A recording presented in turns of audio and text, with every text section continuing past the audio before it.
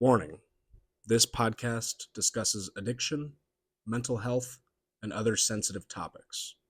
Please listen with care and take a break if needed. You are not alone, and support is available. And hello, everybody, and welcome back to Malfunction Junction. Thank you for joining us. I'm Andrew. I'm Jay. How's everybody doing today? Jay, how are you doing today? I feel like I say this every week so far, but it's been a fucking week, dog. I'm getting tossed through the goddamn ringer here. But, all things considered, I'm in a lucky position in life. Looking forward to some new change coming soon. Starting a new apartment. Getting the fuck out of the old one. A little bit of refreshing. So, all things considered, like I said, life is pretty good. Can't complain too much. Well, Just that's a lot of good. Small stressors. What about yourself, brother? Oh, boy, and we'll get into it more in this episode, but I've been very stressed out lately. Extremely stressed, as some would say. There's been a lot going on in my school life, and thankfully everything's good in every other part of my life. Been pretty good otherwise. But that one school part of my life is driving me up a wall. Understandably. So that's what we have been, I have been dealing with the past week is just school stuff that is, and it's not even homework. It would, and I'll get into it again, like I said, Special 3 times now. circumstances, It's special circumstances that have pissed me off, and that's unfortunate. But we'll get into it. Mm-hmm. This week's email question. I've been hearing more. I won't even get into it. I'll start out by saying this is a good question. I think we can get into this question. This question is on the topic of harm reduction, which they say, this is from Johnny in South Carolina. Sweet. I've been hearing more about harm reduction lately. Stuff like safe use kits, supervised consumption sites, and even people staying on Suboxone or methadone long term. He doesn't get it. He says he comes from a long line, a background of where it was all or nothing. Either you're clean or you're not. But lately, I've been questioning that. That's what he says. Especially after seeing friends who have died while trying to white-knuckle it. I'm sure we all know someone like that. Do you think harm reduction actually helps people, or is it just a way of enabling someone to stay stuck? I'm really trying to understand it better, and would love to hear your perspective, especially if either of you had to shift your thinking around it. So, Johnny here would like to know about our opinions on harm reduction. Mm-hmm. I'll go ahead and give you the floor on that one to begin. Okay, cool deal. Yes. So obviously there's quite a few little nuances and facets to the question here. What I'm going to start by saying is I think that one of the most important things when it comes to harm reduction is understanding that it should be a phase of your recovery process. Now, the important thing to remember is that phase is not the same for everyone. Like asking about the Suboxone or methadone long-term use. Obviously, I think most people who offer those services would suggest moving towards getting off of them as soon as possible and trying to reduce your use in any way you can. The truth is, though, not everybody just has a perfect, linear journey. It's filled with ups and downs. And so for some people, staying in those phases longer is the only thing keeping them from falling back. Especially depending on how you got into recovery. I think that's incredibly important. I'm dealing with that with some people in my life right now. I think that a lot of the getting clean came from externalization and the people around putting pressure on change. And so the thing keeping them from slipping back in wasn't this internally derived, I want to make a change in my life, I'm tired of this, da-da-da-da-da, as much as it was, I'm tired of hurting everyone else. And so it's really hard to convince those people that is a, to stay away from that. Just to interrupt slightly real quick, I think Yeah, you're good. that is a part of the recovery journey. Mm-hmm. That's a part of the recovery journey Of for course. sure, because it's and wanting to change because you want to stop hurting everybody else is it was at the very least, it was a part of mine. Same for me. It was I wanted to stop. I was just causing a havoc in my life and my people and with the people around me, and I wanted that to stop. And I think then the real first step, they say in Alcoholics Anonymous, they say, of course, is admitting to yourself that you have that problem. Mm-hmm. But I think that it kind of preempts that the wanting to get help because you are causing havoc in your situation around you. I think that's like first step stuff. Yeah, and I think too, it's one of the easiest ways to get yourself to finally start acknowledging. Like, it's the sign that a lot of times shows first. At least for me and a lot of people, we've talked about this. These kind of like narcissistic coping mechanisms that arise during use cycles, and so seeing it in the people around you usually happens before realizing it in yourself, because you're usually in this kind of denial phase.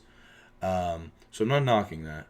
But I think that, like, depending on how many times you've relapsed and what phase you're in, it can just be something where you need an extended period of time of just staying in that, coping mechanism, this harm reduction phase, just to make sure you don't slip back until you found a reason to do it for yourself. So to answer your exact question, do you think harm reduction actually helps people? Is just a way of enabling them? I don't think enabling is a fair word to use here. I think enabling is specifically a word we use, or at least should be, a word we use to describe times when our behavior is allowing somebody to worsen their lives or continue causing harm to themselves. This is not that. I largely believe that harm reduction's intention is to make a better change in somebody's life. Can it be abused? Can it be misused? Of course. But we can't control all those things.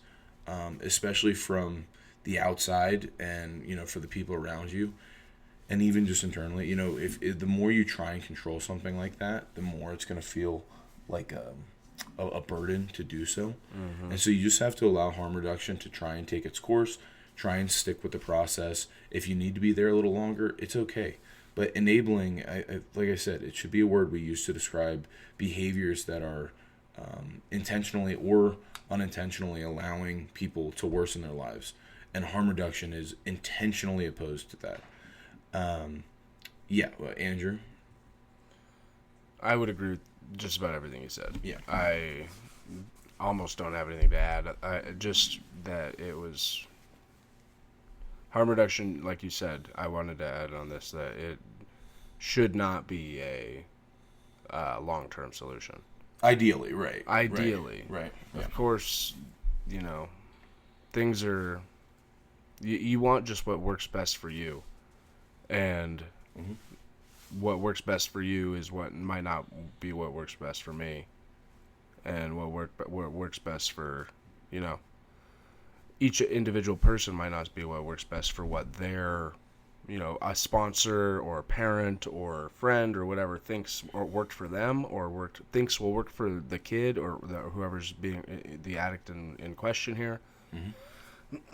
And I think that it's important to recognize that we're all different here, and that harm reduction, you're not enabling anybody by, unless you're buying them something that is hurting them directly, like the substance that is, like, if someone was like promoting my drinking, I would think of that as enabling. Right, like, or the times when somebody's like, dude, I just need one more hit. I need one more, and then I swear I'm done. And you think that by doing so, you're putting them towards recovery. That's a great, yeah. And rarely is that the case. So I would be careful with harm reduction, in that what you convince yourself is harm reduction may not always be the reality of it. I think we talked about it episode 1 or 2. This is something that's close to Andrew and I because we both hang out in the Kava and Kratom community. Right. A community that's pretty heavy with a lot of people that are ex-alcoholics, especially ex-opiates users. And the main point of that community is a harm reduction circle. It is to have something that allows you to have that feeling and the goods of it without a lot of the negatives. But that doesn't mean it exclusively comes without negatives. I mean, there's the financial side and the time side, and not still dealing with like the internal things and underlying issues that have led you to those places. And so a lot of times I think the point of harm reduction, at least in my worldview, for what it was with me, and this can change depending on the severity of your circumstance. For me, harm reduction was alleviating the pain enough to be able to deal with the issue so that I could find other things to do with my life that made life feel worth living. And like I said, I've kind of been dealing with something lately, but I had a conversation with a friend a few days ago. And one of the things I said to him was, I don't know what it is in this reality that you hate so much. I don't know why you can't stand it. I don't know if it's you. I don't know if it's the way people treat you. I don't know if it's things you grew up with and trauma you haven't dealt with and you don't even know anymore.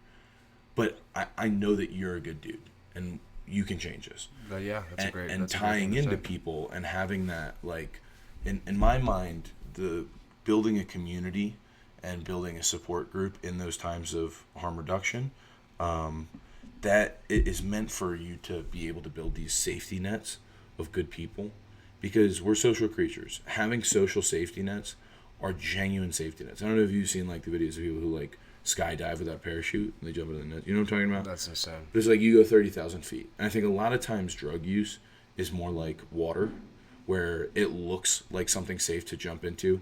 It looks like something you can fall into.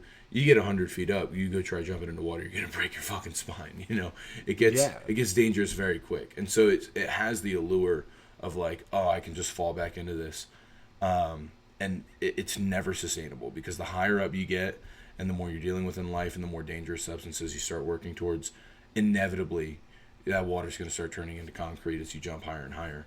And so you have to focus on building safety nets.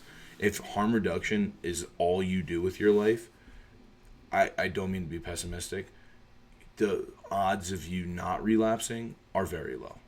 Yeah, there has to be more to that. Right. It's more to your program of recovery, for lack of a better term, than just doing something that isn't going to harm you as bad as the substance that was harming you is. Right. Are there things you would put forward as like ideal options or things that helped you with like creating positive change and like underlying change while in those times?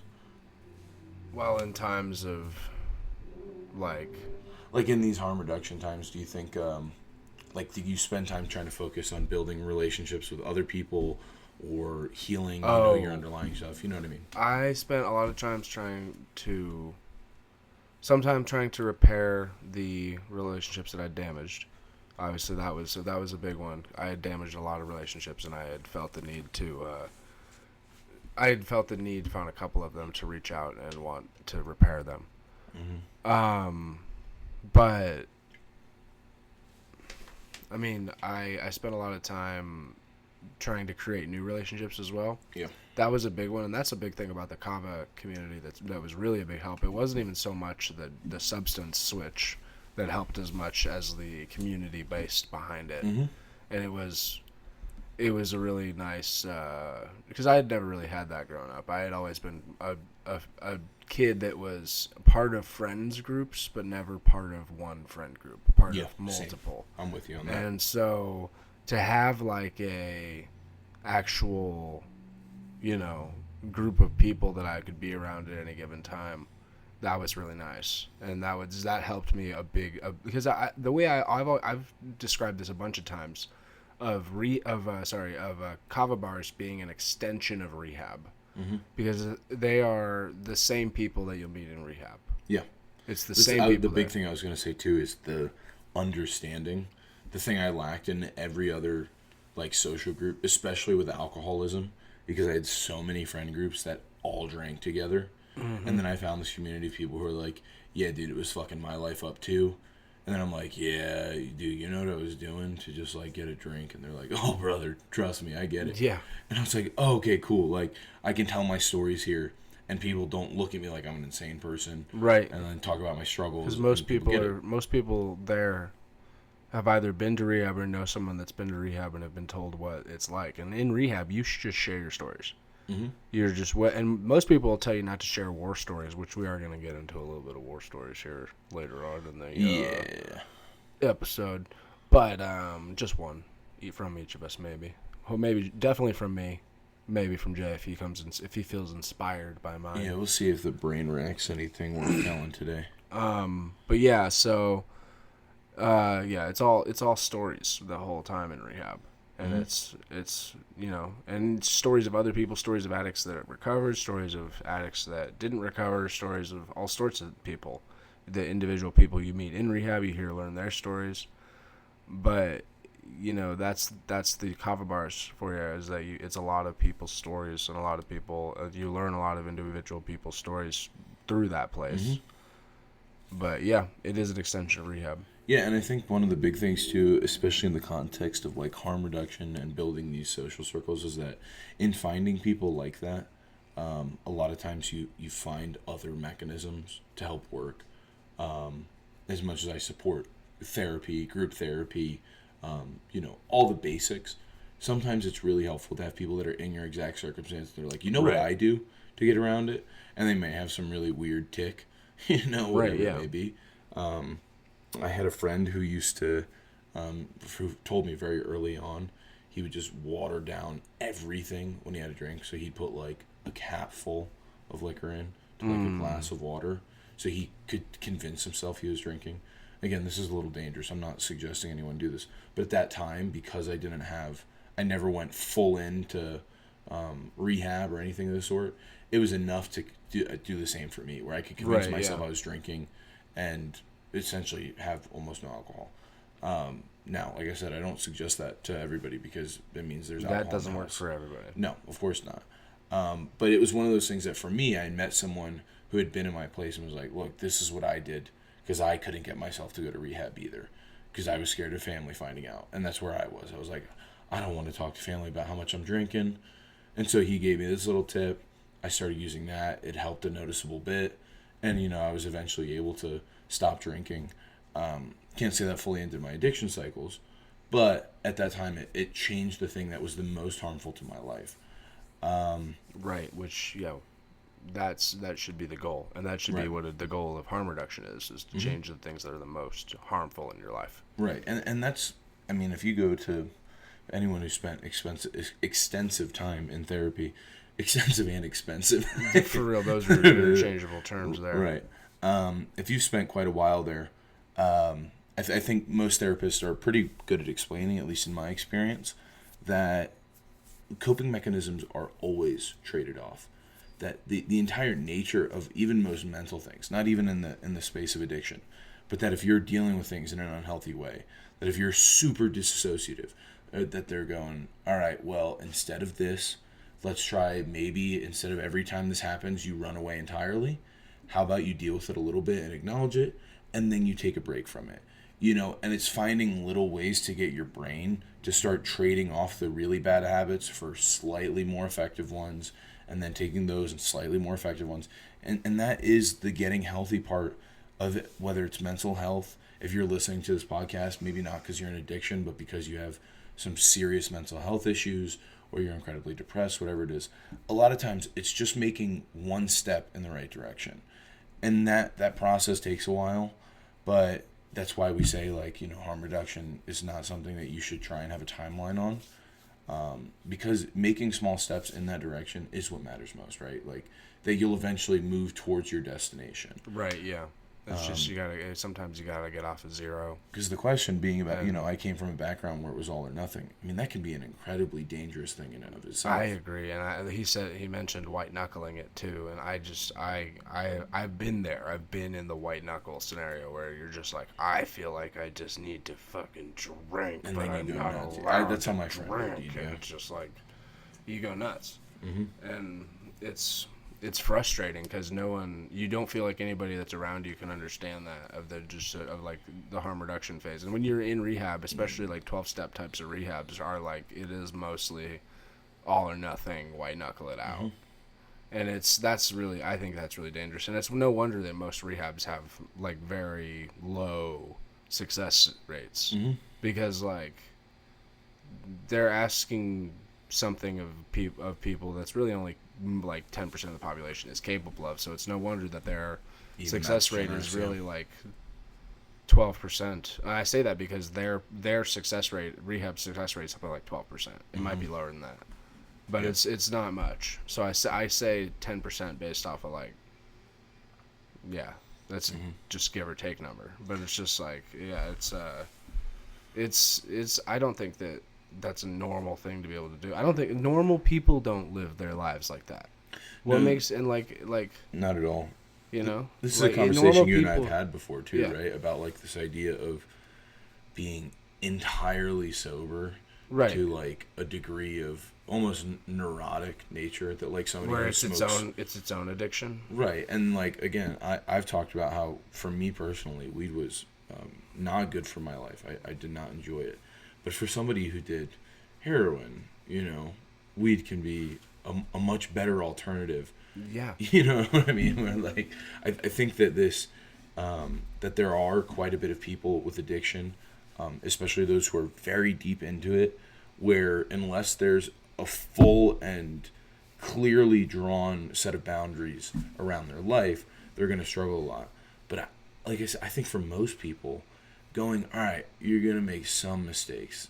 That's all right. I mean, we talked about this last week with the like the CHIP program, and that you spend 10 years, working your ass off, and then you make like one little mistake, and then 10 years gone. Yeah.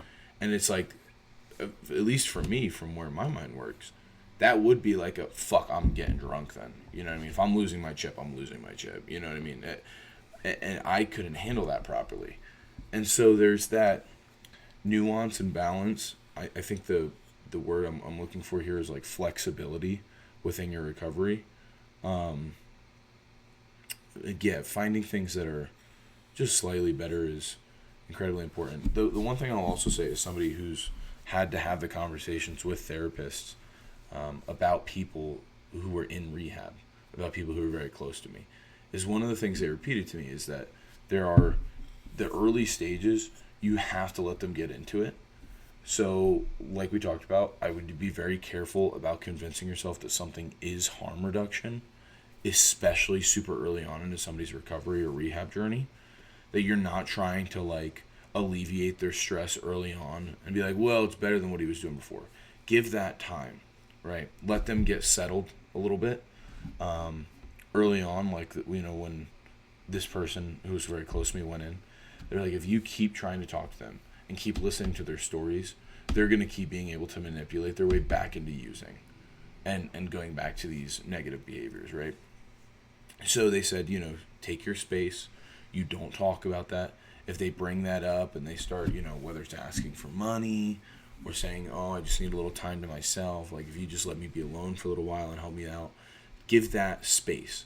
Let them get into it, and then we can have those conversations later. But right now they're still in that wanting to use mentality. And so I think you have to let people do it on their own for a little bit.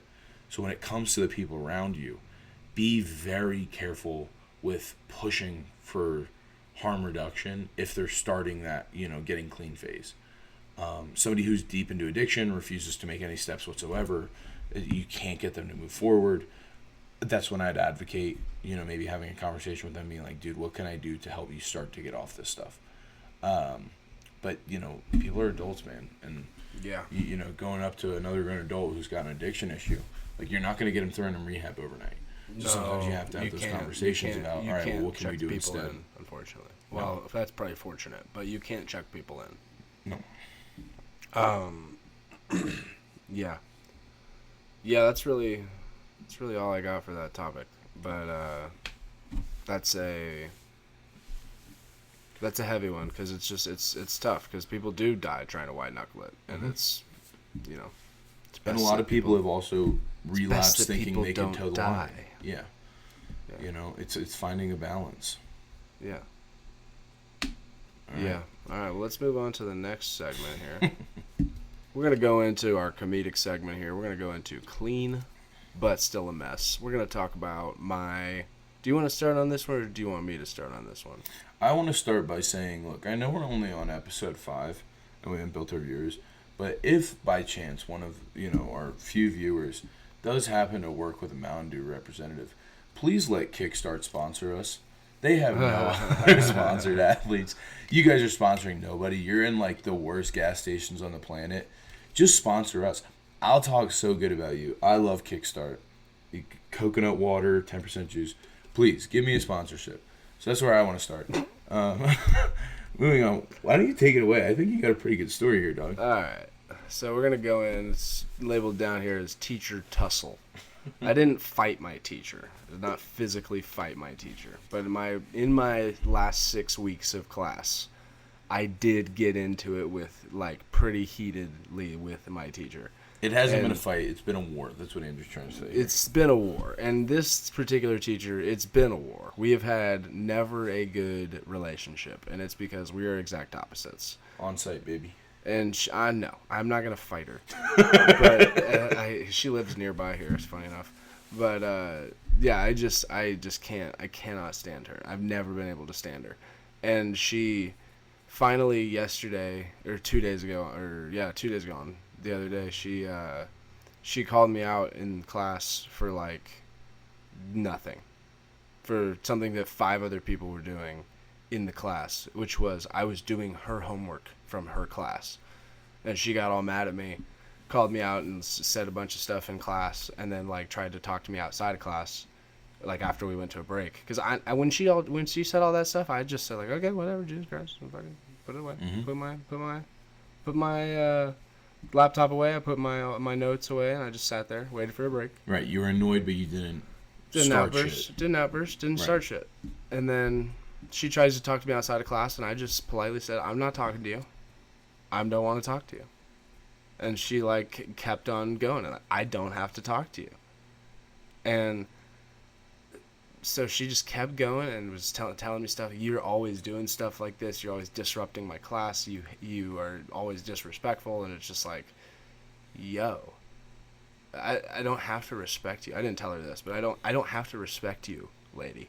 You should have hit her with the, I help pay your salary, right? Oh my God, I know, right? You know I fucking do too. You know I one. fucking do too. Or at least I will. My student loan money. The government subsidized.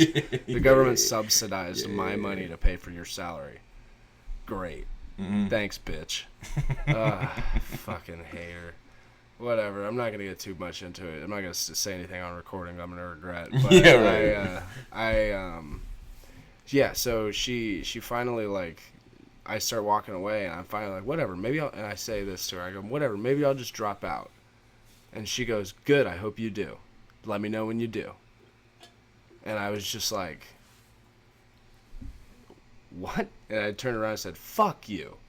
Yeah. That's not going to work out well for me. No. But we're going to see how this goes. We'll report Also, back for next week on if you her end, want to though, hear about what's going on. Yeah, on her end. You can't. What kind of role model says something like that? Nothing. You're supposed to be the type of supportive person that's, like, building these people up. No respect for her. I have no respect for this lady. No, I can understand And, that. like, and I didn't have any respect for her boots before this. I already had no respect for her before this. And I'm going to, unfortunately, we don't have a video part of this podcast, but I'm going to go ahead and show Jay her notes from the other day. And I'm just going to ask him, Jay, how am I supposed to do anything with this? All right, let's see this.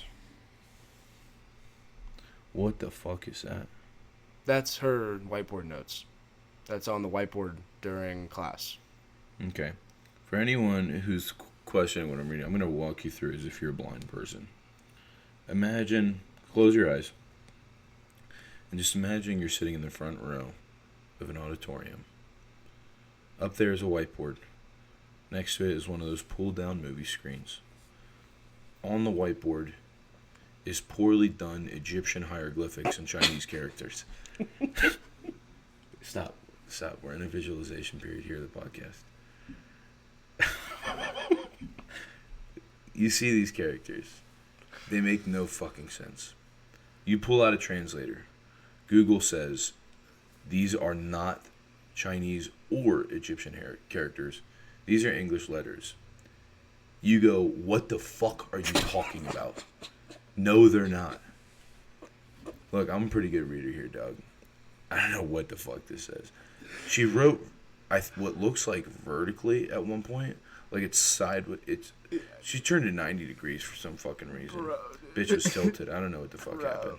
Bro, she was sideways, dude. She was just sideways at one point. Yeah, she's literally the notes all they start. Okay, back to calmness. Stay in the visualization. It starts vertical. As we go down the individual lines of writing, the lines continue to get more and more right. Imagine if the person writing was standing on like the center of a circle, and as you move towards the bottom of the board, you're now at almost 90 degrees, perpendicular to the floor. The word I'm looking for here is illegible. It's illegible. You cannot read this. It's completely illegible. There's arrows pointing to nothing. There's nothing written there. It's just an arrow. I think this one says transcripts, but she forgot. What am I dealing But she with? forgot the letter R. She again wrote edit script, but there's no R, so it says sipped. Does she mean scepter? Are we back to Egyptian characters? I don't know. Yeah, this isn't good, Andrew. It's not good. It's really not good. No, dude. No, it's really not. It's really not I good. think- It's really a bad situation. You're dog. I think you'd have a better chance of passing this class if you had a fucking sign language interpreter and you didn't know sign language. I think at least then you'd see a couple hand motions and you go, does she mean writing? You'd have a fighting chance of trying to understand this. Yeah. Oh, God. It's unbelievable. It's unbelievable. So that's what I'm dealing with here. Yeah, it's not fun. It's not good. It's not good. No. It's a bad time. Stay tuned, folks. And you will get the play-by-play analysis week by week. If you ever needed a reason to tune into episode 6. The battle between me and my teacher. Yeah, this will be fun, dude. I'm excited. Yeah, this will be good. All right, anything else? I think I'm good. You want to go on that one? Yeah. That was great. So I've had quite a few this week. Let me talk about 2. Okay. The first, this is a coming to the light moment for myself. I'm kind of notorious, especially amongst family members, for my inability to spend money like an adult. I tend to be a little wasteful. Me too. I often forget things, and so I'm almost always paying late fees, absent fees, missed appointment fees. Yeah. Every fee that they can charge me with. You've been charged. And we've already talked about this because of my late rent payment and how that led to the termination of my tenancy. Now, luckily, it doesn't go on my record, but still, not great, right? And during that process, always mentally to me, I felt like, hey, you're getting the most money out of me. Like, I'm doing you a favor. This one, there's nobody winning except a random tire fill air company with a compressor on the side of a 7-Eleven. Because if I'm being honest, I've had a hole in my tire, slowly, for about, I think we're at 9 or 10 months now. You're still driving on that same tire? I fixed that tire in the dead of winter. Last winter. Not this past winter. It was the winter before, I believe. No, there's no way. It was recently. I know we're closing in on 10 months. Just because of when I first fixed that tire. That's crazy, dude. So to answer your question, thank you for reminding me. Yes, I am driving on the same tire. That's wild, It dude. runs out of air about every 2 days. Yeah. And I refill it about every 2 days. 10 months. You know tires aren't that much money. You know that fixing a leak in a tire is free, right? And I spent somewhere around $300 putting air into that tire. Why do you do that? Clean but still a mess. Hey, we don't judge here, right? Clean, but Let me still be a mess. without judge here. So what happened? Nothing. I still fixing it. There's no progress. There's no progress. But as I was driving over here, I realized it was low again, and I was going to have to ask you for your compressor.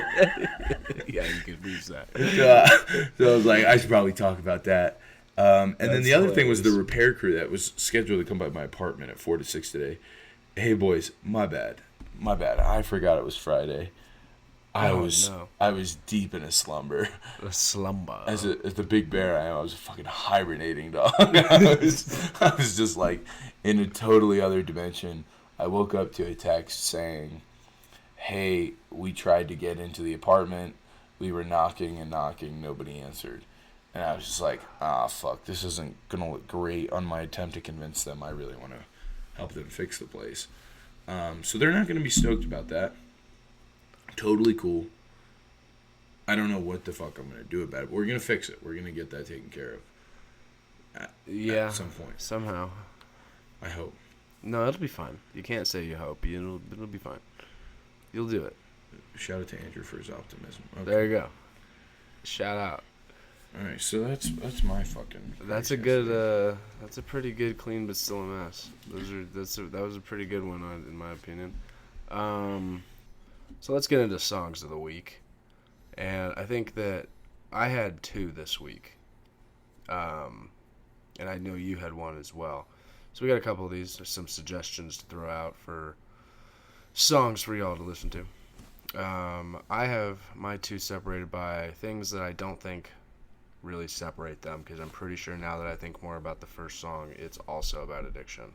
Mm-hmm. But I was going to put it as in recovery, and I don't believe that. So we're going to go with the first song. It's called Lungs by Townes Van Zandt.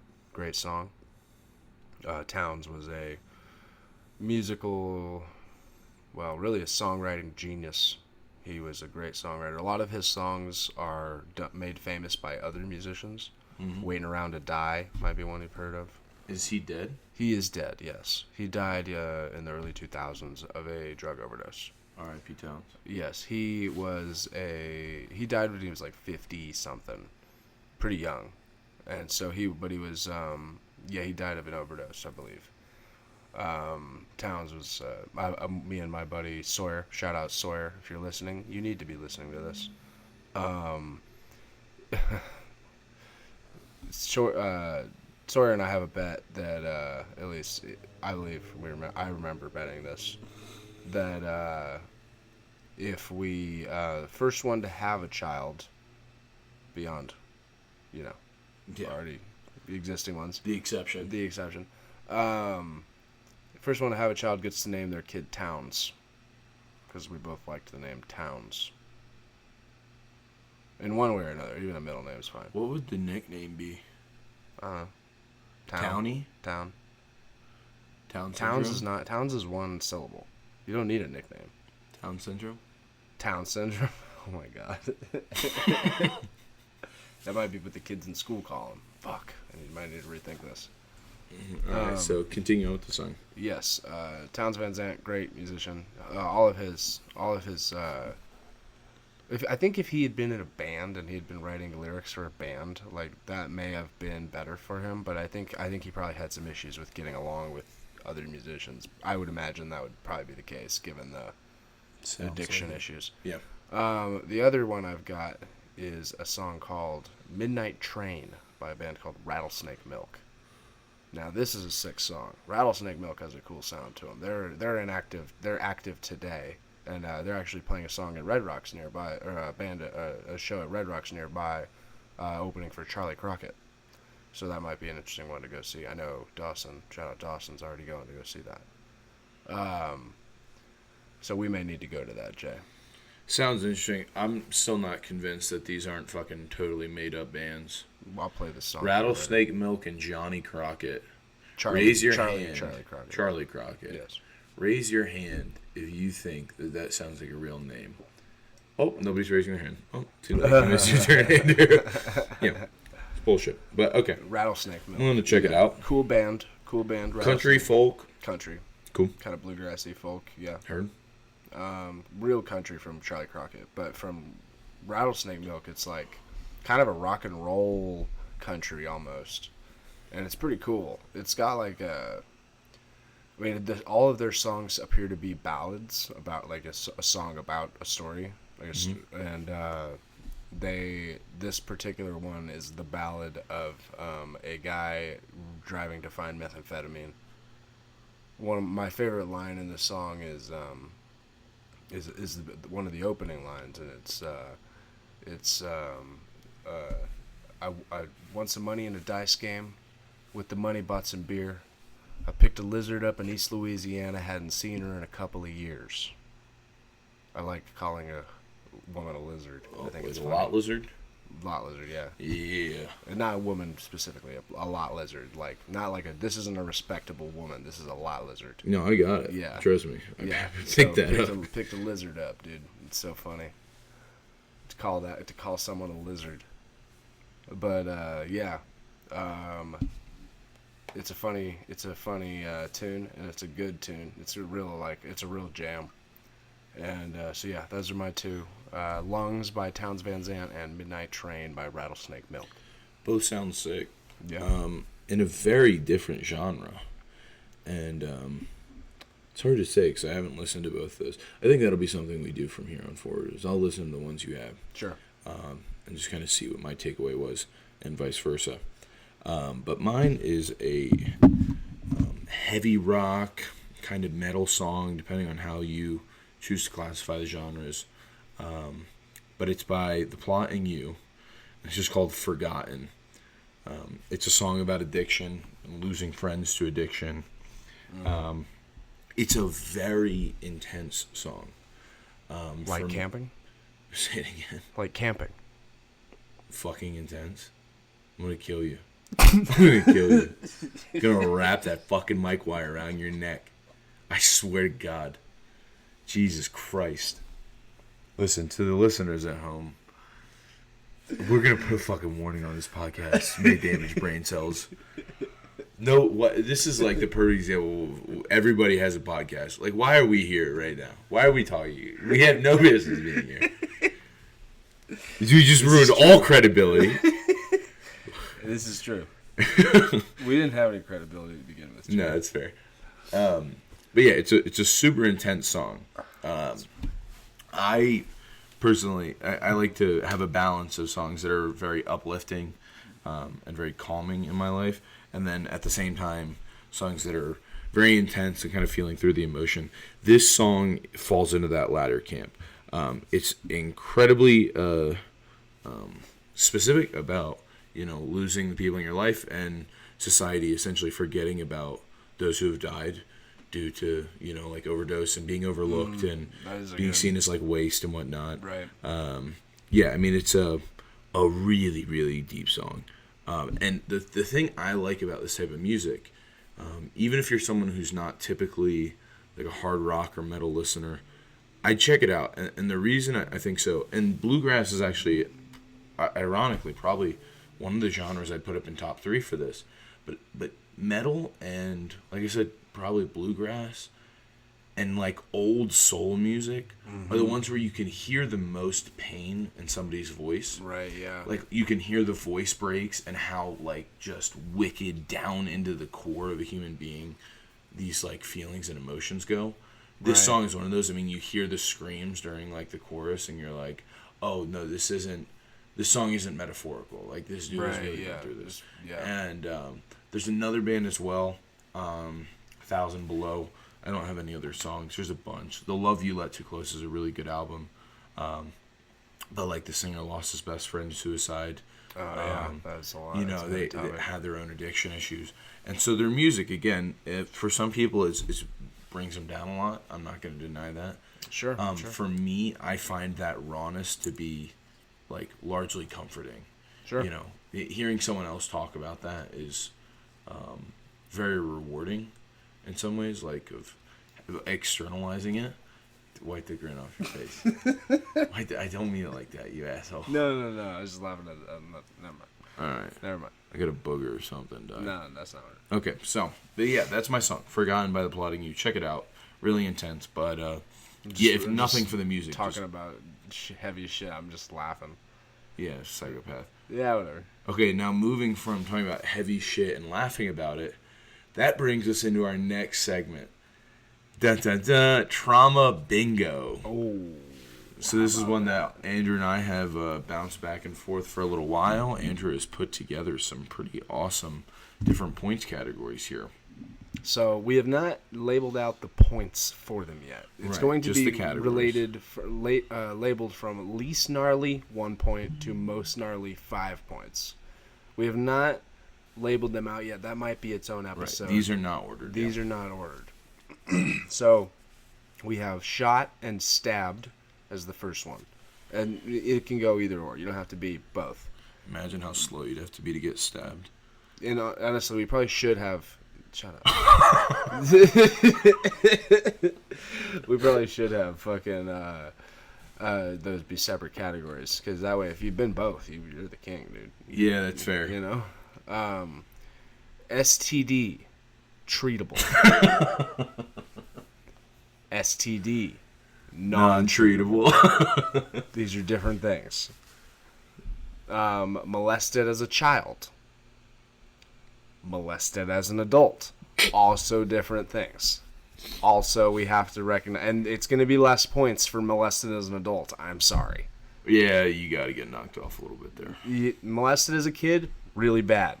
Really? Molested as an adult, less bad. Still really bad. Still really bad, but less bad. Bad car accident. Another one. Well, we need a couple. Shit We happens. need a couple of ones.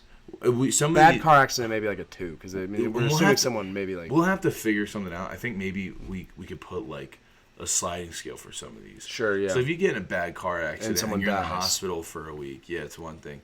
If you get in a bad car accident, someone goes flying out the window. Oh yeah, it's a whole. Snap a couple femurs. That's a whole other different. Yeah, not great. We'll have to put a scale for that one. Head trauma, another one. Dead family members, with a caveat, they must be immediate family members. Mm-hmm. No cousins. No cousins here. You have to have lost sibling or a parent. Yeah, no That's all that fucking counts. aunts and uncles. We'll give it if someone comes on the show and they're like, "Well, I grew up with them." If you grew up with the grandparent, the aunt and uncle, I'll give it. If they were a parent to you, that counts. You better have photo evidence. If you come on here and dare try to lie to me and say, "Oh, Grandpappy Joe was so close to me," and you don't have a single photo of him standing at one of your fucking baseball games, out. Yeah. No fair. points. That's fair. No points for you. Next one. Not even for the dead sibling, the family member. Friend, family member overdose. Oh, did I? Yeah. Sibling, family member killed themselves. More points for that. Friend, family overdose. Personal overdose. I like this next one too. Attacked by an animal. Do X's count? X's for the animal? Yeah. Technically, no. We should put attacked by a human, I think, under here. Okay, that's fair. Somewhere under here, I think that is. House fire. Not good. That was my biggest fear as a child. Mine was wolves. I thought wolves were going to jump through my window in Florida and kill me. Is an irrational fear. I grew up in California, at least. It was normal for us to have major fires every year. Here he goes, comparing traumas and fears. Yeah. All right, next one. Parents divorced before the age of 18. Nobody gives a fuck that your parents broke up when you were 32. Straight up. Severe illness. Bullied as a child. It better be real bullying. Yeah. I got called fat a few times. It doesn't count. That's not the same thing. No. Loved one with addiction. Witnessing violence. Living through a natural disaster. Again, got to be a good one. Yeah. Got to be a reasonable threat here. Sure. 'Cause in Florida, I lived through a lot of hurricanes. We'd go to the beach. A category 5 would count, or a 4 even, like a gnarly 4 would count. Yeah, like if they're or like some of the ones that were just like 2s and 3s, but like severely flooded your area. Sure, yeah. If there was reasonable threat for your life, you know. Yeah, absolutely. Witnessing violence. Did I miss that one?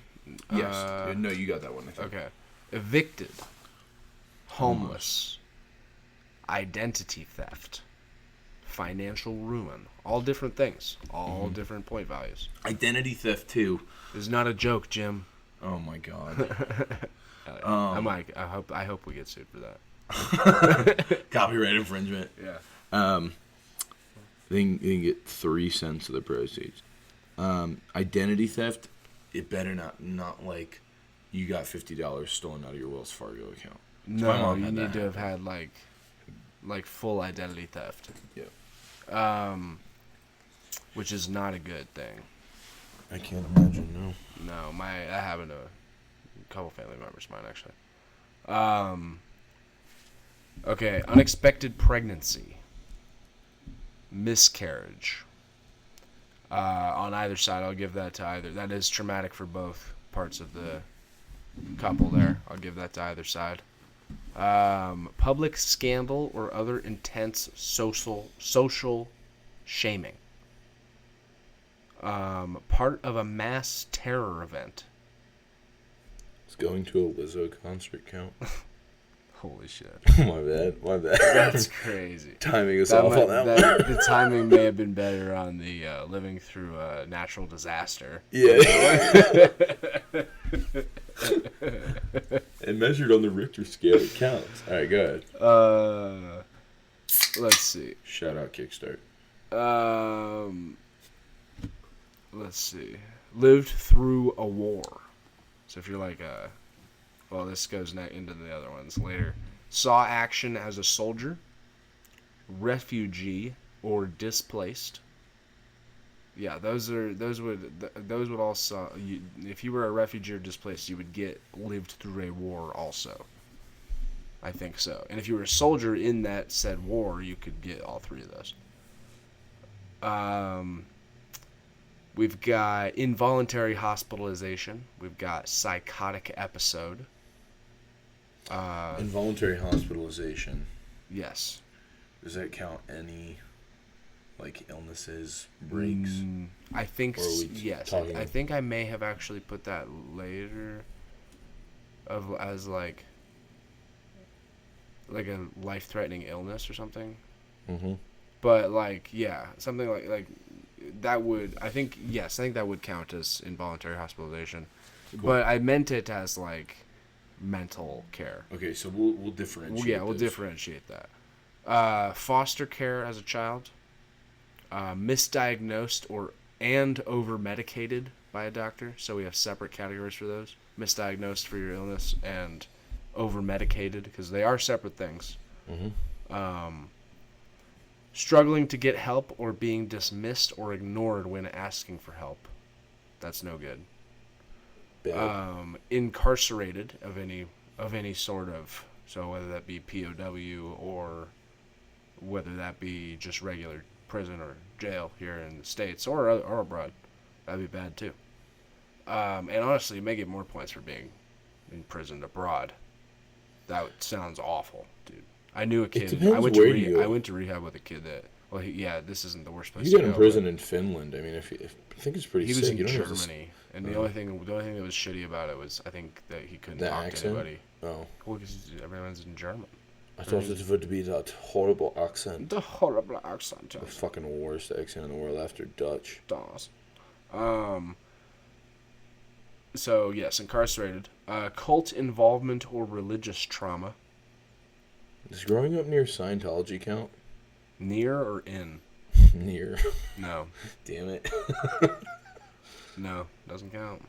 I grew up next to the headquarters down in Florida. It's awesome. That's pretty cool. Mm-hmm. And lastly on our list here, and again, if we're missing any, let us know. Revenge porn is the last one. That's a pretty shitty thing to have happen to someone.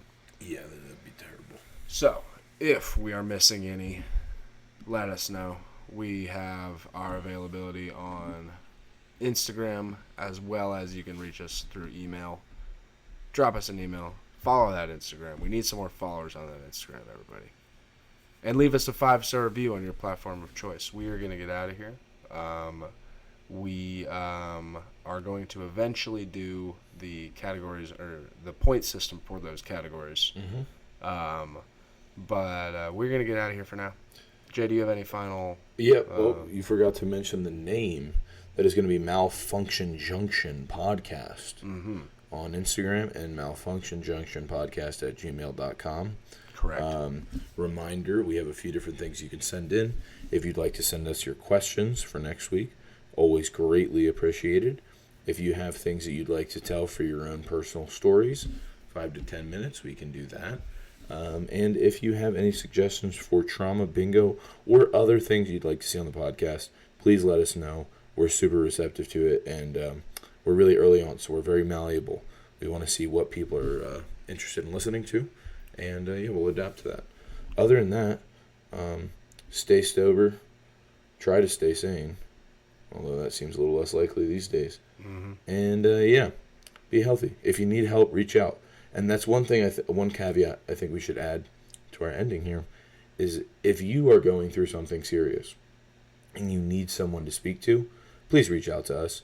If one of us can't make ourselves available, we are touched in with a pretty large community of people who are very willing to speak with people about those problems. So, if you're not comfortable reaching out to a hotline, if you haven't worked up the courage to step into a center yet or go talk to a professional, at least talk to us and let us help you out a little bit in the best way we can, and try and offer you at least some support in your life. Yep. That's all I got. And that's all I got too. Cool. Great. Have a good week. We will see everybody next week. Have a great night, everybody.